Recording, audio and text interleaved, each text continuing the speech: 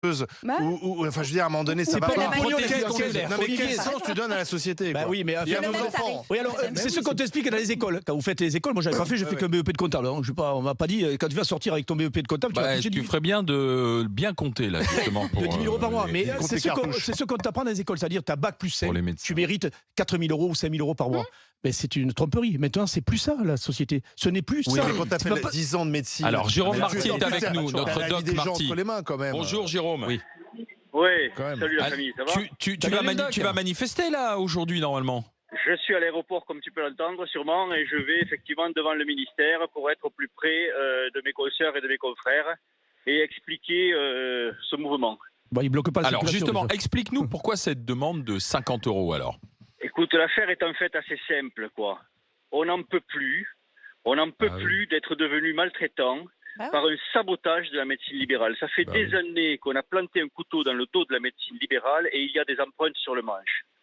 Ce sont les responsables politiques, les uns après les autres, qui ont ignoré, méprisé, jusqu'à la méconnaître totalement la médecine libérale, qui ont fait qu'aujourd'hui on exerce dans des conditions qui sont les plus pourries qu'on ait jamais rencontrées, qui font que chaque fois qu'on rentre chez nous le soir, on sait qu'on a laissé X patients sur le bord du ruisseau sans pouvoir les prendre en charge, que lorsque l'on veut prendre un rendez-vous avec un spécialiste, il nous faut 6 mois, 1 an pour le trouver, qu'on est dans l'incapacité de rémunérer le secrétaire, un assistant qui ferait que l'on exercerait dans de meilleures conditions, que l'on rendrait notre profession plus attractive, que l'on permettrait à d'autres médecins de s'installer parce qu'elle est plus attractive et que donc on pourrait donner plus de temps aux patients. Tout ça, on nous le refuse depuis des années. Au contraire, on nous dit allez, on va vous financer un assistant, mais vous vous engagerez à avoir plus de monde. C'est-à-dire que pour le politique et pour le décisionnaire, l'idée de la médecine, c'est, comme on disait de Chirac, 5 minutes douche comprise.